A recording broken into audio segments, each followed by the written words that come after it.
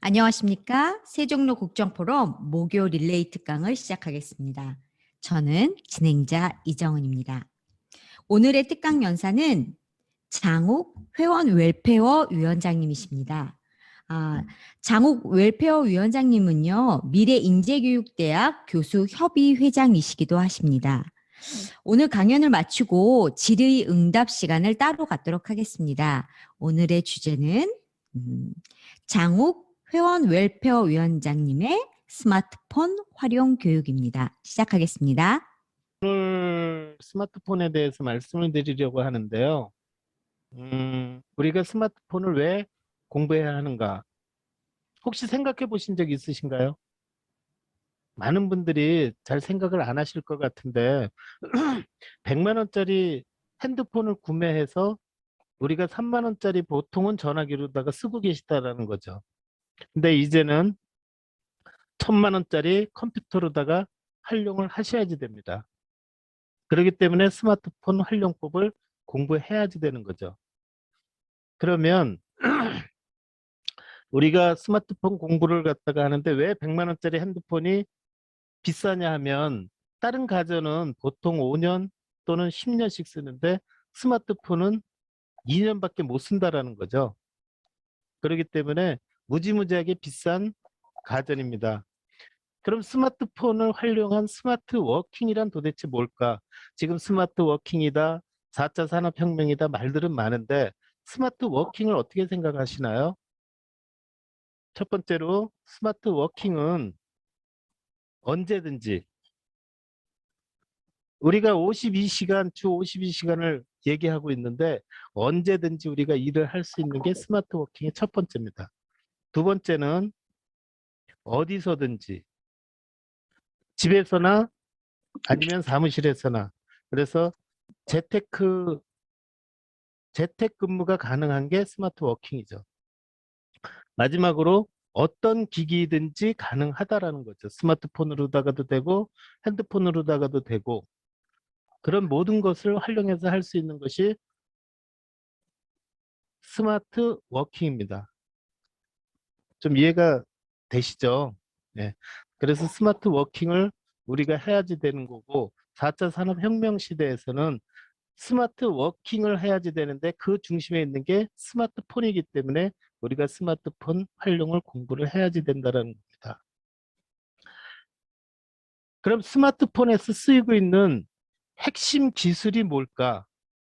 첫 번째로 STT. 한번 따라서 해보세요. STT. 스피치 투 텍스트입니다. 그래서 스피치 투 텍스트는 뭐냐 하면 말을 갖다가 했는데 글로다가 바꿔주는 거예요. 지금 요 화면을 갖다가 보여드리겠습니다.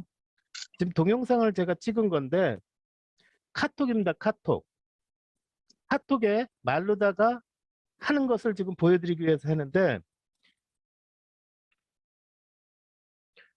아이고 앞으로다가 넘어갔다.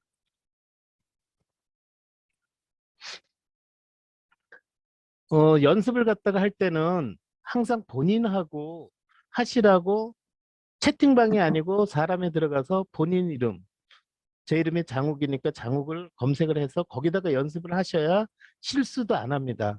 사람 들어가시면 나와의 채팅에 들어가고요. 나와의 채팅에서 우리가 말을 갖다가 하기 위해서 꼭 글을 쓰지 않습니까? 그죠? 글을 쓸 때 여기에다가 글을 쓰는데 여기를 타치를 하는 겁니다. 그럼 타치를 갖다가 했을 때 자판이 뜨거든요. 네, 이렇게 자판이 뜰 때 여러분들 휴대폰에서 보시면 이렇게 마이크가 보이죠? 마이크. 마이크를 클릭을 해 주시는 겁니다. 마이크 클릭을 한 상태에서 이제 말을 갖다가 하는 거죠.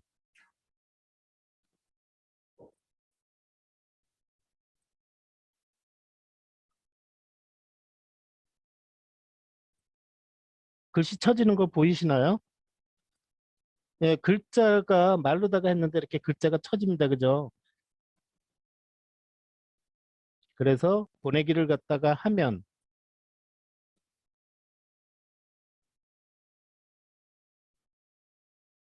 이렇게 화면에 잡히는 거죠. 글자가. 그렇기 때문에 말을 갖다가 하면 짧은 단어도 글자로 치려고 그러면 시간이 엄청 많이 걸리거든요. 예를 들어서 오늘 딸 왔다 갔다 해서 고마워.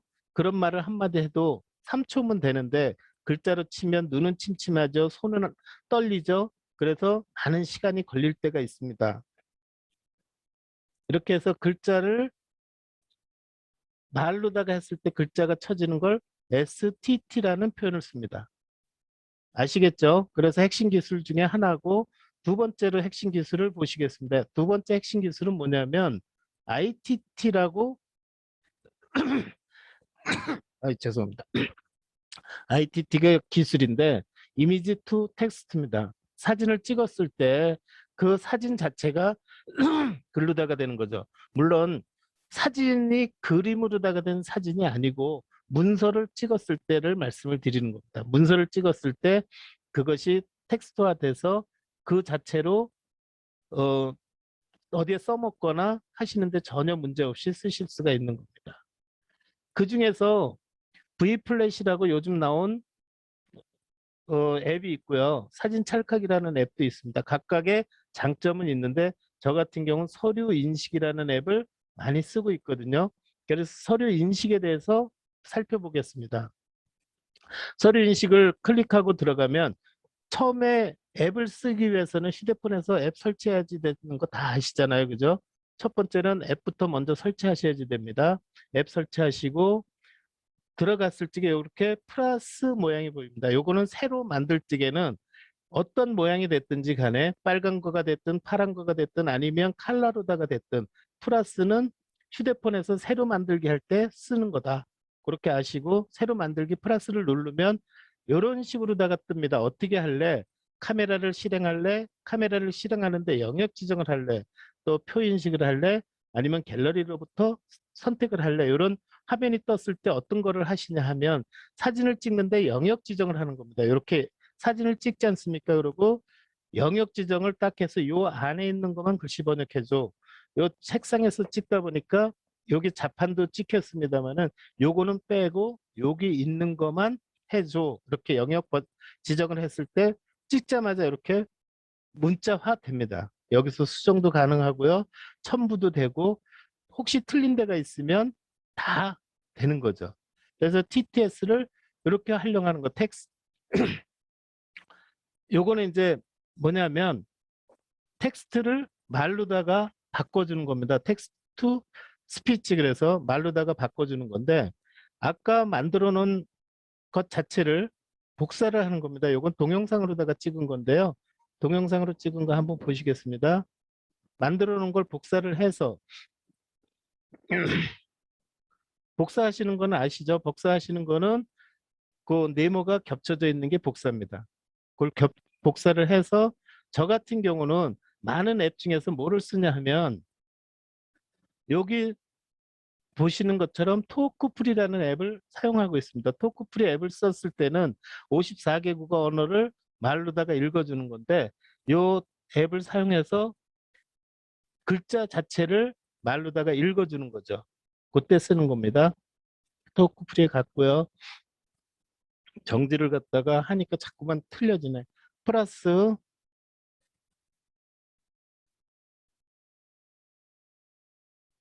여기서 붙여넣기를 하고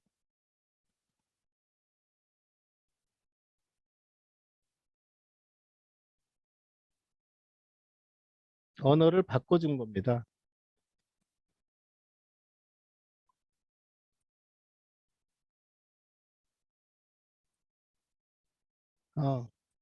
조금 소리가 적게 녹음이 돼갖고 소리가 잘 안 들리네요. 자, 이런 식으로다가 해서 우리가 핵심 기술에 대해서 공부를 했습니다. 그러니까 STT는 뭐다? 스피치 투 텍스트에서 말로다가 한 것을 글로다가 해주는 거고요. ITT는 사진을 찍어서 아니면 문서를 해서 그것 자체를 활용을 해가지고 문서를 만들어 주는 거죠. 사진을 찍은 거 가지고. TTS 같은 경우는 텍스트 투 스피치 그래서 글자 자체를 읽어 주는 겁니다. 우리가 눈이 침침하신 분이나 시각 장애가 있으신 분들은 요 구글 그 TTS 기술을 활용을 해서 청각의 도움을 받을 수가 있는 거죠. 그렇게 해서 기본적인 기술에 대해서 말씀을 드렸고요. 그러면 우리가 이제 구글을 주로 쓰는데 왜 구글 드라이브를 활용을 하는지, 또 구글 드라이브에는 어떤 장점이 있는지, 그거에 대해서 한번 말씀을 드리겠습니다. 구글 드라이브를 활용을 하는데 첫 번째, 구글 드라이브는 다른 그 저장소와 마찬가지로 인터넷상에 있는 저장 창고를 구글 드라이브라고 합니다. 뭐 네이버에서 제공하고 있는 거는 마이박스고요. 15기가를 무료로 주고 있는데 구글에서 요구하는 문서 형식으로 했을 때는 무제한으로 무료로 쓰실 수가 있다는 게 큰 장점이죠. 그래서 구글 드라이브를 활용을 해서 많이 저장을 하시고, 구글 드라이브를 활용을 하실 때는 제대로 쓰기 위해서 스마트폰의 경우는 반드시 구글 문서, 구글 스프레드시트, 구글 프레젠테이션을 반드시 깔아 놓으셔야지 됩니다. 그래야 구글 드라이브를 원활하게 사용하실 수 있거든요. 또 한 가지는 반드시 노트북에 들어가셔서 설정해서 업로드된 파일을 구글 독스 편집기 형식으로 변환이라는 것을 체크를 해 주셔야 문서 형식이 바뀌기 때문에 용량을 안 먹고 무제한으로 사용할 수 있거든요. 그 설정은 노트북에서만 됩니다. 스마트폰에서는 안 되니까 그거 한번 저기 생각을 하셔갖고 설정을 하실 때는 반드시 그걸 체크를 해 주시라는 거, 그걸 우선 말씀을 드리고요.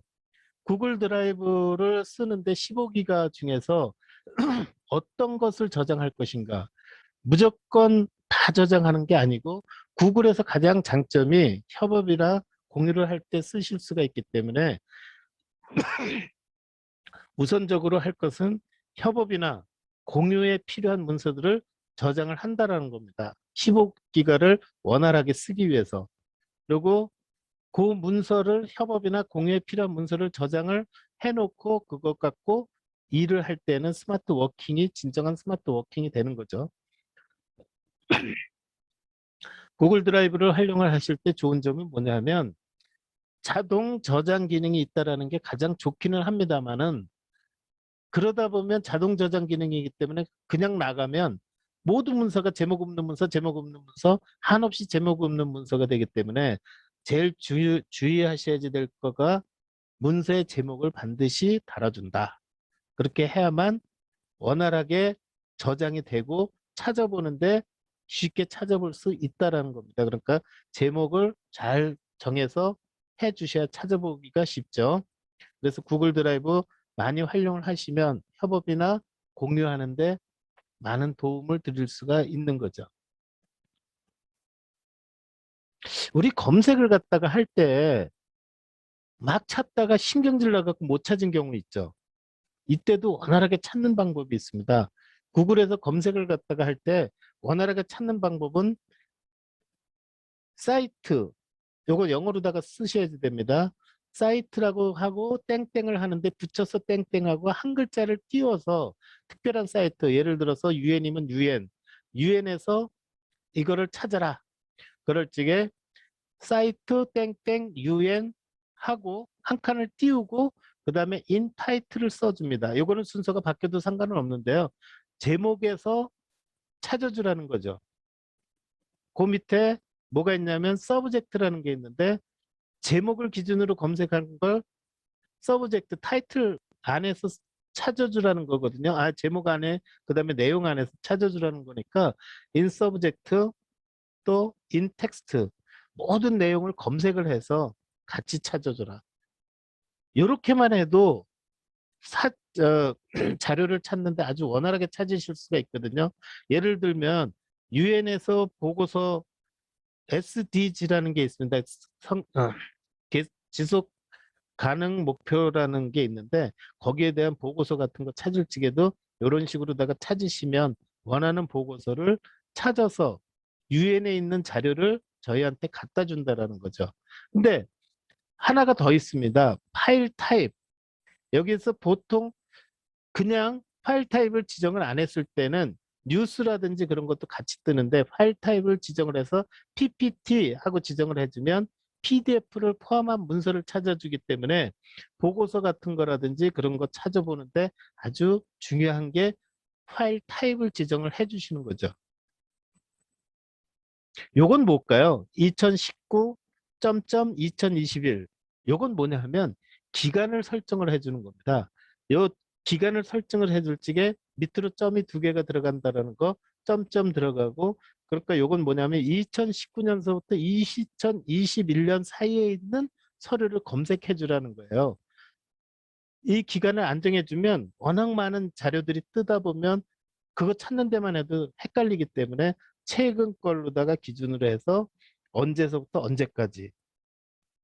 마지막으로 한 가지 더 말씀을 드리면 플러스가 있고 마이너스가 있고 따옴표가 있는데 플러스라는 것은 요거를 찾되 요 단어도 포함된 거를 찾아줘. 그런 내용이고 마이너스라는 것은 요 단어는 반드시 빼줘. 예를 들면 아반떼라는 것을 검색을 했을 때 아반떼를 검색을 하면 현대 아반떼 해갖고 엄청 많이 뜨는데 마이너스 현대를 해줬을 적에는 현대 아반떼는 빠집니다. 그리고 아반떼에 관한 음악 용어에 대한 정리만 나오는 거죠. 그리고 다운표는 뭐냐 하면 요 단어가 완전하게 들어간 것을 찾아줘. 그런 의미거든요. 그래서 요 단어를 완전하게 들어간 것을 찾기 위해서 내가 원하는 단어로 검색을 했을 때 요 다운표를 쓰시면 아주 원활하게 문서 검색을 하실 수가 있는 거죠. 그럼 왜 구글 드라이브를 써야지 되는가 우리가? 첫 번째, 자동 저장 기능이다. 이렇게 우리 전에는 문서를 만들다가 보면 막 두세 시간 작업을 했는데 벼랑간에 전원이 나갔다든지 해갖고 자료를 날린 적도 많이 있거든요. 근데 이거는 손 딱 떼고 2초만 지나면 자동 저장이 돼버립니다. 자동 저장이 되기 때문에 뭐 전기가 나가든 뭐하든 전혀 문제될 거 없이 자동 저장이 되는 거죠. 그래서 편안하게 그래서 구글에 들어가면 저장할 수 있는 버튼이라든지 내용이 전혀 안 나오거든요. 자동 저장이 되므로. 이 변경 내용 추적이라는 것은 뭐냐면 문서를 우리가 바꿨을 때 수정을 했을 때 어디를 수정을 했는지 어떻게 돼 있는 건지 원본이 뭔지 이전에 게 뭔지 그게 전혀 표시가 안 나지만 구글 드라이브에는 변경한 거를 모두 다 추적을 할 수 있습니다.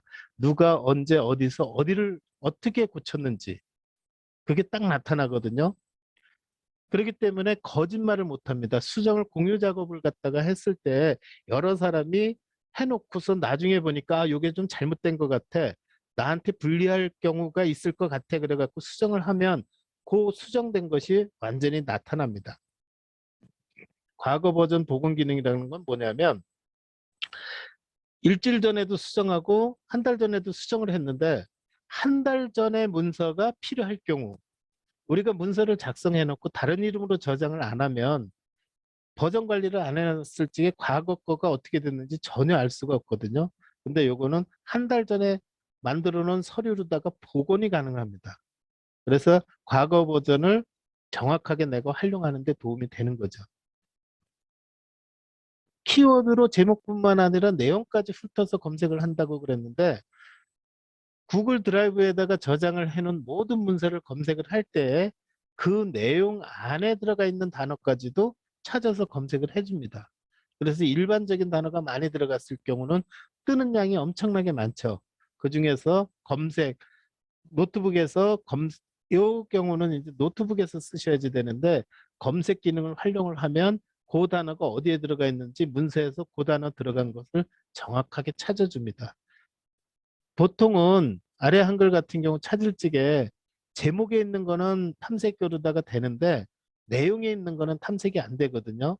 근데 구글 드라이브에서는 내용에 있는 것까지 전부 다 찾아줍니다. 예를 들면 친구가 자녀 결혼식에 축의금을 얼마를 냈는지 그거를 알아보려고 그래도 딱 구글 드라이브에 들어가서 김계동 하면 김계동이 축의금 낸 거, 부의금 낸 거 그런 명단을 내가 만들어 놨을 경우 전부 다 뜬다라는 거죠. 그래서 키워드만으로다가도 검색이 가능하다라는 겁니다.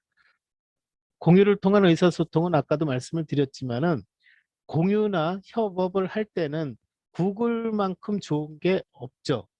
그래서 구글을 활용을 하시면 협업을 해서 어떤 책을 만든다든지 아니면 일을 갖다가 하는데 같이 일을 한다든지 이때는 이만한 기능을 가진 게 없습니다. 동시에 여러 명이 같이 작업을 해도 누가 어디를 고치고 있는 것까지 표시가 다 나타나기 때문에 공유하는 데는 전혀 문제가 없다. 아니, 가장 좋다. 이렇게 말씀드릴 수가 있습니다.